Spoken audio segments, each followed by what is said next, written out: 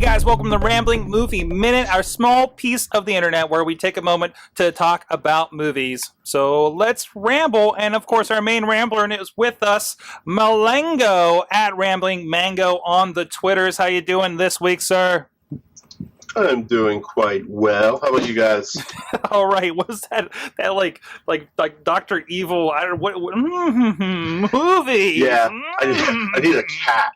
Yeah, you need a hairless cat. That work environment is not pet friendly, is it?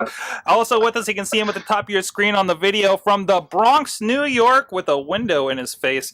Mad Mike at Mad Mike 4883 on the Twitter. If you disagree with him, and I know some people in the chat room probably do. How you doing, sir? I am awesome because everything is awesome, Sorg. Indeed it is. We all, of course, saw the Lego movie in the last 7 days, and we're going to be talking about, I think we're going to do a little bit of a spoiler zone later, so we can talk openly about it. So we're going to have that finally marked with this little graphic here. I'll try to come up with a better one eventually. But there's your spoiler zone right there. And we're going to push that to the end, so you don't have to do skipping and fast forwarding and all this kind of stuff. But in the meantime, we're going to talk about the week that was generally... Mulango, what happened at the movies? Yeah, so let's do the quick rundown of what happened in the movies. The big one, Legos. Legos is still dominating. It's been dominating for 2 solid weeks now. The numbers actually on Rotten Tomato are wrong. I heard that they made close to $60 million the second weekend as well. Wow. But they're tearing it up. And the crazy thing about this past weekend was it was Valentine's Day weekend, and they still tore it up. The next movie was something like 1/3 away from anywhere grossing. Basically, Lego Movie made 3 times more on Valentine's Day than About Last Night, the only romantic comedy there. Because it had Batman, most likely. Probably. I'm going with that. He did steal the show. I guess briefly we can say, again, we all saw a Lego movie. It is, I had Joey's birthday party at mine. How'd you guys do with the kid factor? I went with a group of adults. Okay. So there were children there, but for the most part, I think a large, at least in my theater, a lot of the people there were adults, and a lot of laughter, a lot of giggles. We went to see it at around 3:30 in the afternoon on Valentine's Day. We had maybe 5 little kids. The theater we went to was empty, basically. Mm-hmm. But there were 5 little kids. They were all very well behaved, and we all enjoyed ourselves. Good. I definitely saw it. We'll get more into it, but it felt like the kids kind of waned about halfway through the movie, and then the adults started laughing. I don't know if it was timed that way with how the movie was put together, but it was pretty enjoyable. Again, I took my mother to it. She enjoyed it, especially a little bit of swerve at the end that we'll talk about here in the spoiler zone. But I think it was a really fun movie. I don't know if this would have done... I think it was perfectly placed. This would not have done so well in the middle of summer. I don't feel. You don't think so? No, because it didn't. I think it would have done better. You think it would have done better? Really? Yep. Probably. All right. Maybe. Absolutely. Maybe. I think it played up on a lot of good things. Mm-hmm. Because you get little kids to go out to see the movie because they're all off from school. Then you take them to the toy store to get Lego toys. That's true. That's even more. True. Very true. What else was there at the theater this weekend? Number 2 was About Last Night. That is the Kevin Hart and Ice Cube, whatever, romantic comedy, humor, something, whatever. That one, though, surprisingly, raked in an average, or not an average, but on Rotten Tomato, it was 77% on the ratings. I thought that was lower, but I could be confusing all my Kevin Hart movies at this point. There's a lot of them right now. Yeah. Every 2 weeks. So it didn't make a lot of money, which is, surprising for, well, not, it's not surprising that it didn't make a lot of movie, but it was the only, I was about to say Halloween. It was the only Valentine's Day movie that came out that weekend. And, I mean, for 77%, that means the people that did go someone enjoyed it. It just not a lot of people went. And then you had RoboCop that's still hanging in there, barely, so but not still there. crazy with the RoboCop. Did you? Oh, you saw it? No, I did not. I did not. You have no interest? No, I have interest. It just I was with my mom, so I didn't think mom would like RoboCop. So we ended up at the Lego Movie. So, I mean, it was completely an environmental factor. So, I mean, I think I want to see it, but I don't know if I'm going to see it in theaters. I did hear good things from people that saw it. They enjoyed it. Like, one person told me they would have liked to see more action, which was kind of funny because it's RoboCop. Because it's RoboCop. I don't know. Some of those like sci-fi RoboCop movies are kind of rough. So there's that. Awesome. What else we got, Mulango? All right, let's just run down the news because news seems to be like everywhere. Lindsay Lohan is doing a documentary. So to this I say, why? Who cares? All right, whatever keeps you relevant in the news, right? Entourage adds another character, a confirmed character, Hallie. So that movie is definitely coming, which is I don't know if any of you guys watched the show Entourage. A little bit of the first season. Yeah, I don't know. Are you excited for a movie? I'm a big fan of the show. I'm very anxious for the movie. So I mean I guess that's good that it's a go then, right? Yeah, sure. Let's see. There will be a ride along too. Oh, so we can all no. We could all sit and ponder that one. Doesn't it make you feel like sometimes we all pick the wrong industry? Is he? Who's the guy from Fifth Element and not Ride Along, but the movie with Jackie Chan? Chris Tucker. Like, he's this generation's Chris Tucker. He's gonna be in a ton of crap, and then he's gonna disappear. Although I like Chris Tucker, and Chris Tucker was in Silver Linings Playbook, and he was fantastic. There you go. Oh, yeah, I didn't remember him doing too much for like dramas or anything like that, right?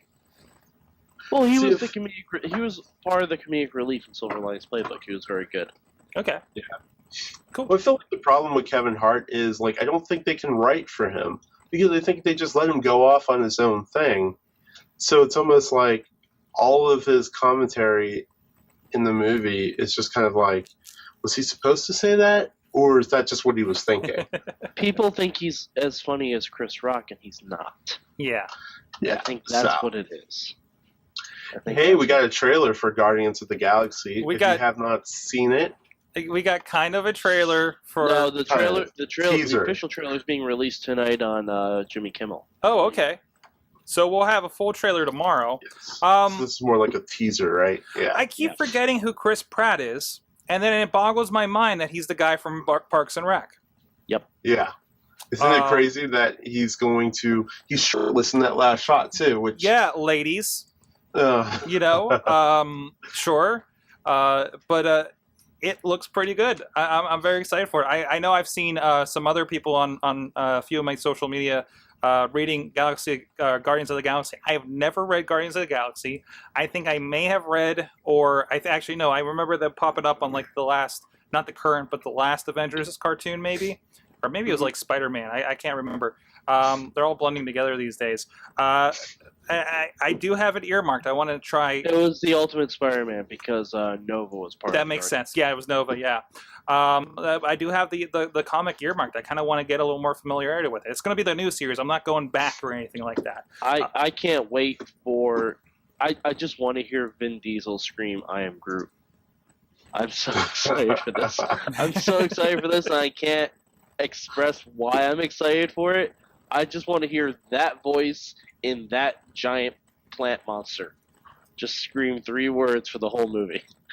I think this is going to be a really interesting play because, as much as, we've talked about on past shows how your Captain Americans, your Iron Mans up until the movies were very third-rate characters, right? It was all Spider-Man and X-Men the whole way, right? And then, so what are we going to do with, like, some characters that hardly anybody knows about? Let's be honest. Yeah. I mean... No. You have to actually have read the comics or watch cartoons and like recent cartoons to even know who. Like Yeah. you may have heard of Rocket Raccoon. Yeah. That's basically it. But still, on the surface, it does look like just a badass action film, and we know it has to do with Marvel. We got teased into it with Thor 2.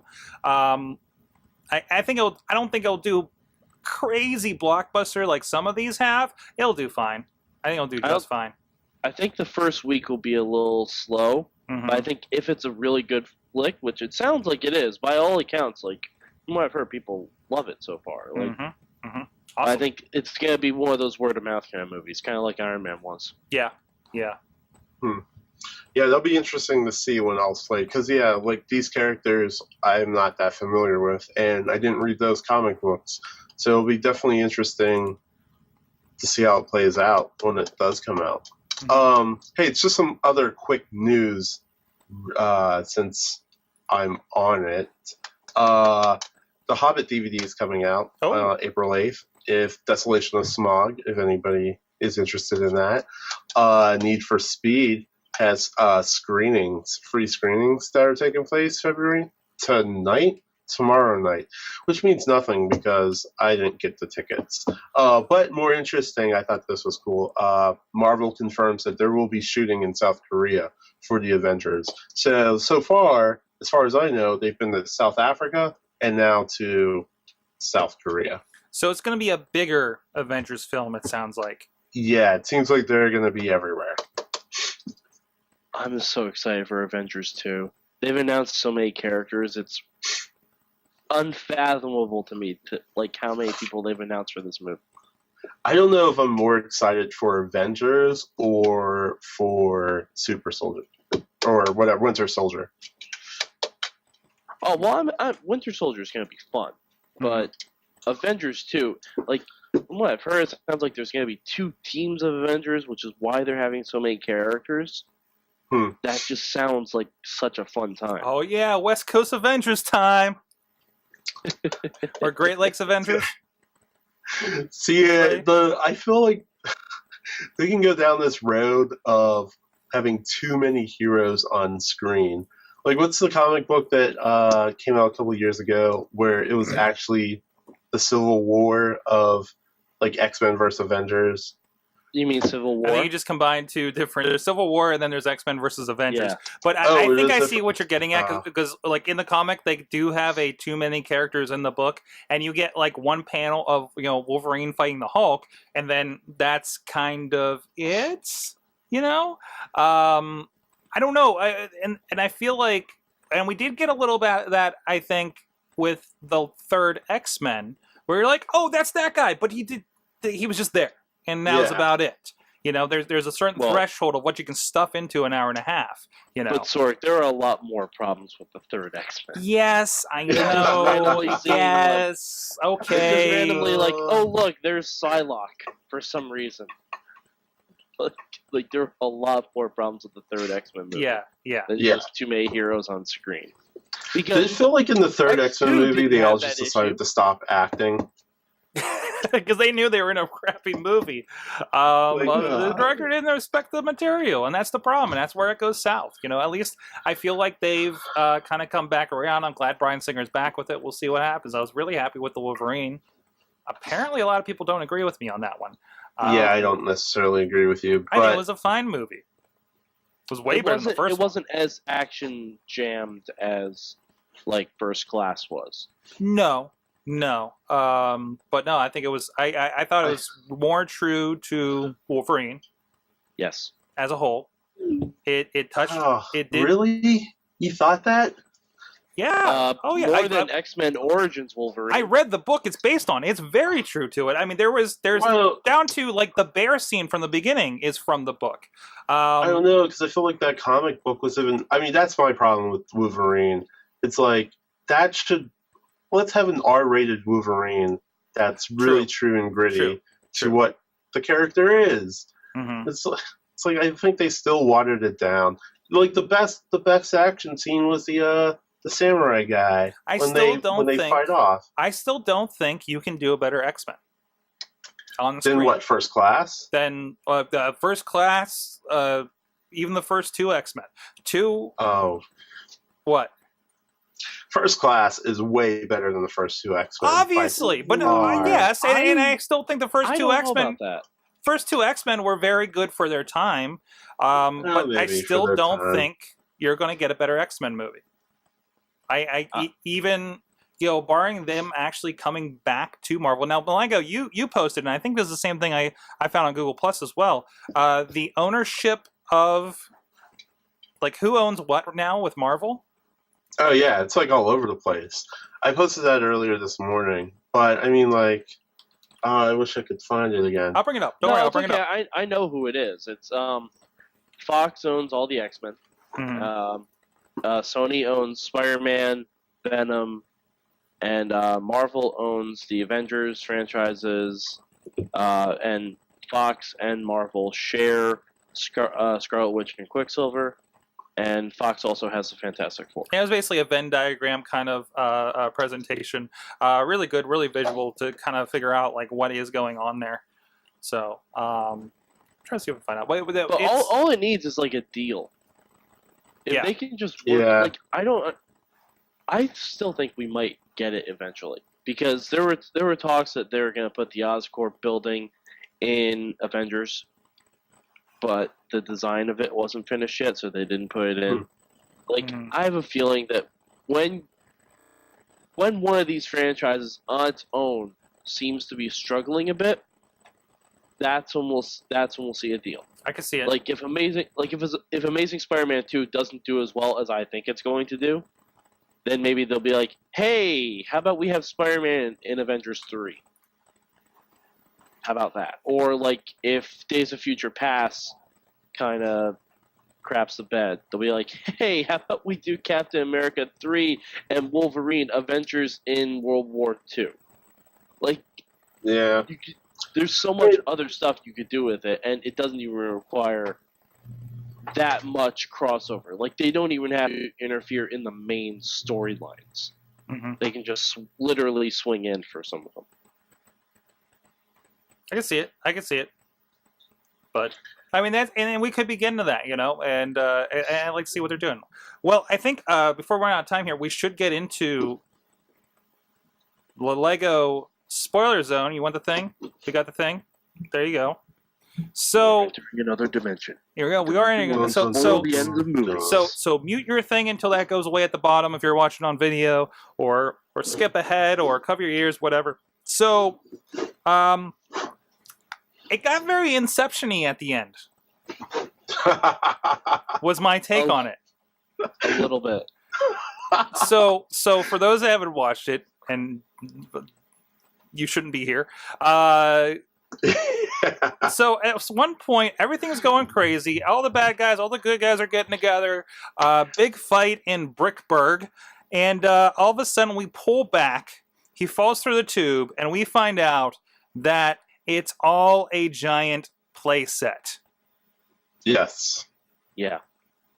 And Lord Business is basically the kid's dad, who is a Lego, I don't know, what do you want to call him? A Lego aficionado. Like the people who have that many Lego sets do call themselves master builders. Okay, so he's the master builder that follows all the directions, and nothing should change. And his kid wants to have the Old West people fight the space people and stuff like that, right? Which was really represented there at the end. And it just turned into a whole different movie. Did it though? It kind of did, didn't it? But again, that's the point. That is the point where none of the kids knew what the hell was going on, and my mom was cracking up because Will Ferrell came down the stairs. See, like, I don't know. I think that's brilliant when you think about it, because it's just like, it plays on our childhood. And that's what Legos, in a sense, is still staying relevant on. That doesn't matter your age or who you are. You could get a box of Legos and go off on this whole freaking imaginatory world and adventure. And so, the dad comes down the stairs with this whole, like, fantasy, and the son has his own fantasy, and it's kind of just like, bam, in your face. Like, it doesn't matter who you are. And then Cat in the Cradle played, and it was so heartwarming. No, that part didn't happen. The heartwarming part did get a little cheesy. But yeah, I mean, come on. I will give them credit that although that heartwarming part got like a little cheesy, they ended it with the best freaking one-liner ever. Which was? So I don't know. It goes full circle. Well, the Duplo line. Mm-hmm. Like, now we have to let your sister play, and just a bunch of Duplo blocks fell down in the world. My God, I really kind of wish that's going to be the sequel. I hope they kind of go with it, right? I hope that's the sequel. Like Legos versus Duplos, I'm on board. Yeah, I'm on board immediately. But maybe this is just me, because it's almost like they were insulting their hardcore Lego fans, like the people who do have Lego cities in their basement. Like, they buy all the sets, they have everything all separated like that, because that's a real thing. Yeah, a lot of people do, and it almost feels like Lego is saying, "Hey, you're not playing with us right." Like, you're not doing this correctly. Like, yeah, we give you the instructions to build what you want, but at the end of the day, it's still a toy. You're still supposed to have fun with it. They're not just supposed to like crazy glue, like craggle them all together, and and just have them sit out as a display and nothing else moves. Like you should have Batman invade the Old West, because why not? Yeah. Spaceman fly underwater. Mm-hmm.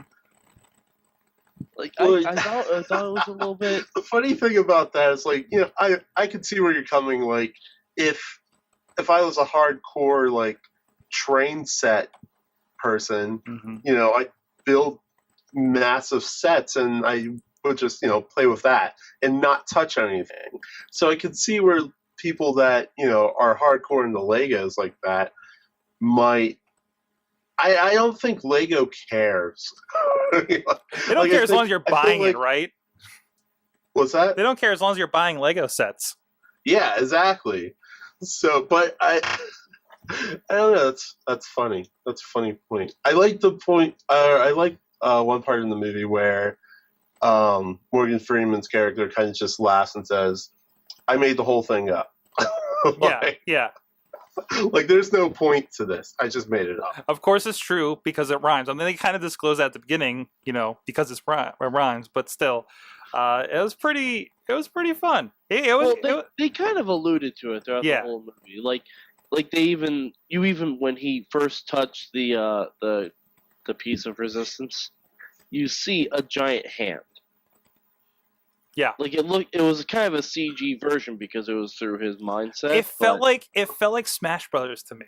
Yep. Anybody else get that feeling? I kind of wanted it just to be Crazy Hand from Smash Brothers, and that's who was controlling everything. Like, that's what I really wanted, but having it go full live action with Will Ferrell, that was fine too. I kind of just wanted it to be like a crazy hand, like he somehow connects to the creator, as it were. It was like the hand of God reaching down and just fixing the Legos.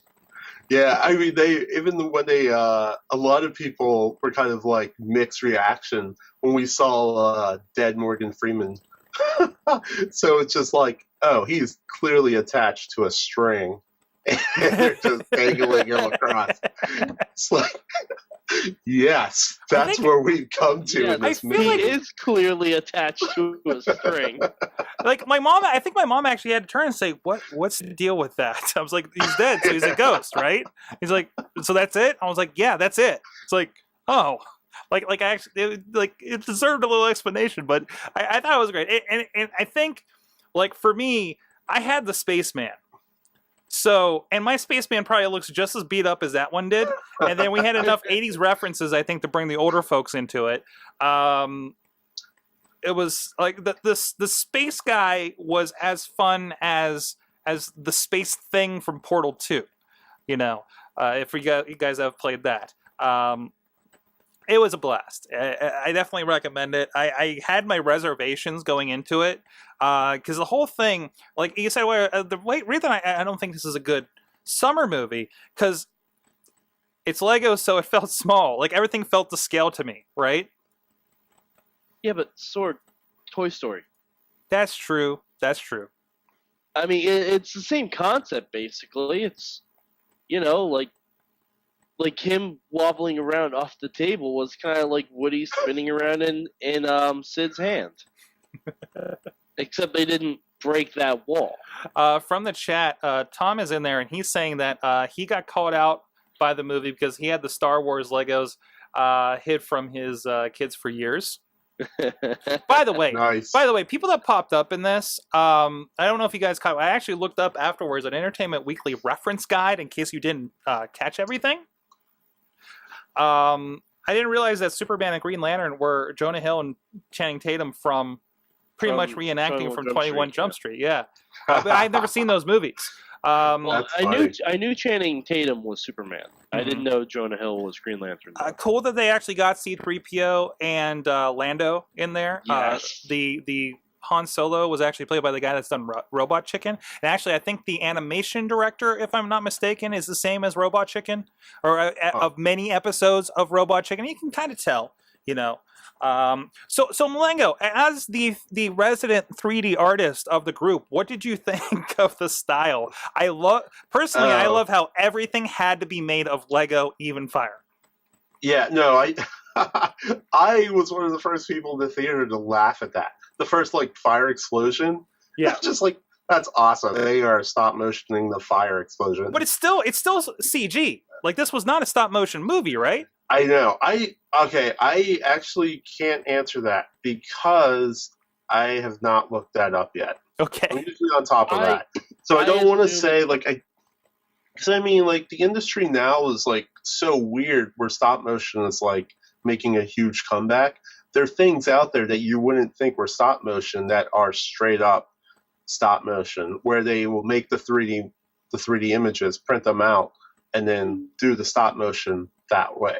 So I don't want to say that, there's two ways I would have gone about recreating that. So I would give them credit if they did it as a stop motion, which could be possible. At the same time, I would not be surprised if this were 3D models, but I am not going to comment on that. I would assume it's done with CG because Mulango, I don't know if you've played any of the Lego games before. No, I haven't. I was very familiar with the art style because that's basically all that they do for the video games.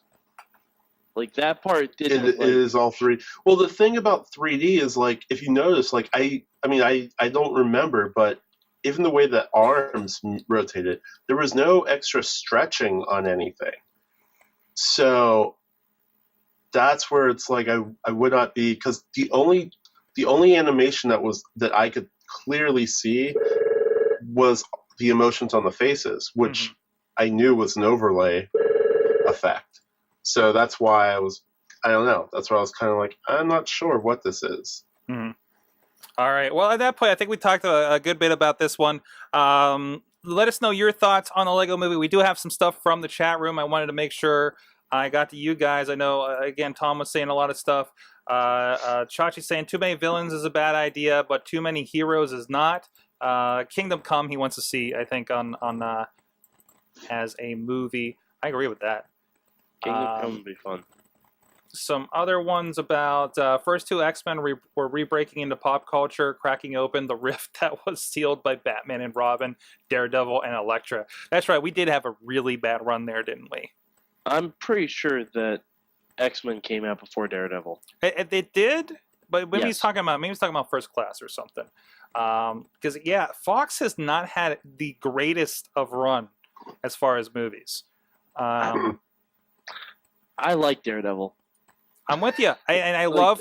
And I gotta say, if you're saying, "Hey, you guys are full of crap," loving Daredevil, I was okay with it. But I finally got around within the last few months to watch the recut director's cut and hear them talk about why the movie ended up the way it was. And it's Elektra's a lost freaking cause. I maintain this opinion. If Daredevil had come out after The Dark Knight, Daredevil would have been a huge hit. Yeah, I maintain it because they would have been able to release the director's cut. They wouldn't have been scared of a comic movie going over 2 hours. They wouldn't have been scared to do backstory in the courts, like with Matt Murdock being an actual lawyer as opposed to a goofy guy who just pretends he doesn't know where his chair is. Like it would have been a fully formed movie.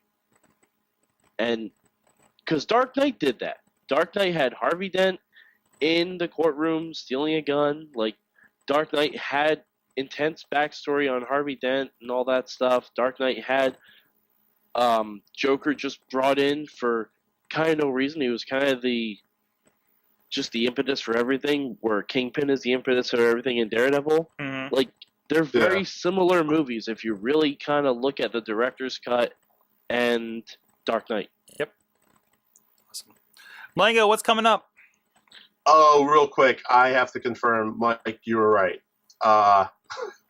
One article says that it's a combination, but I would assume that a lot of those shots were CG. Mm-hmm. So that is mad props to that. But yeah, continuing, what's coming up this weekend? Pompeii.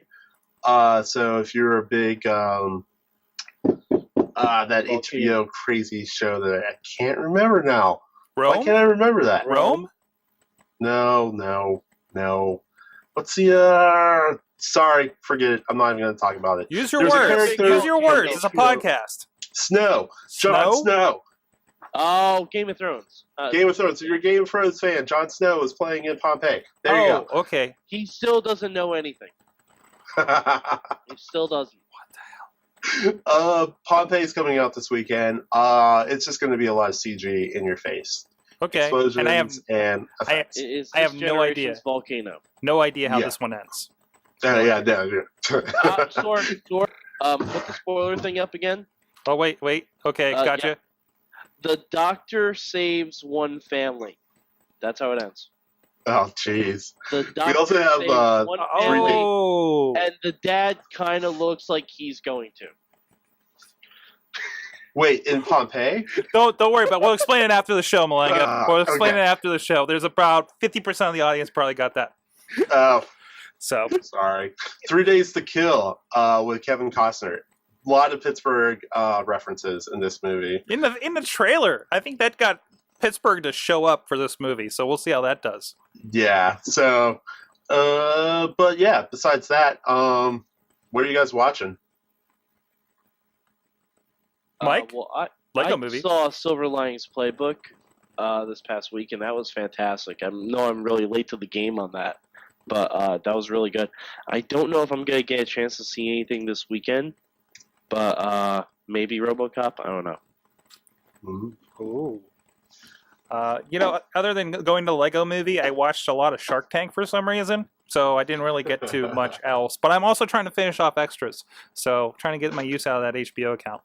So I saw Old Boy. Okay. And it wasn't as violent as they said it was going to be, but it was still pretty good. And it has a crazy ending, which was kind of disturbing. And that's it. Awesome.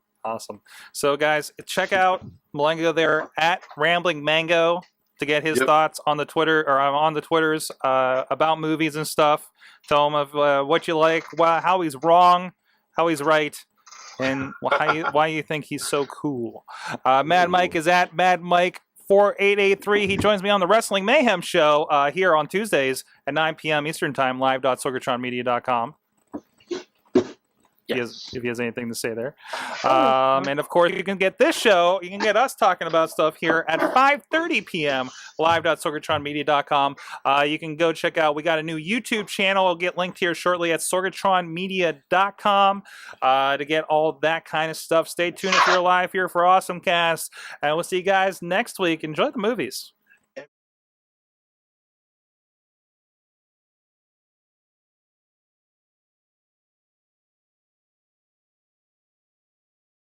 Movie Minute, our small piece of the internet where we take a fuck.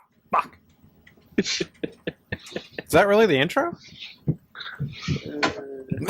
3, 2. Sorry. Hey guys, welcome to the Rambling Movie Minute, episode 17. Holy crap, 17. Where it's our, damn it. I messed you up by changing it. This is the hardest. No, this is the hardest part of the night because this is where I start the momentum to get through 5 shows. Punch it out, Mike. Punch it out. Punch it out. Punch it out. Blow through, Knights. Blow through.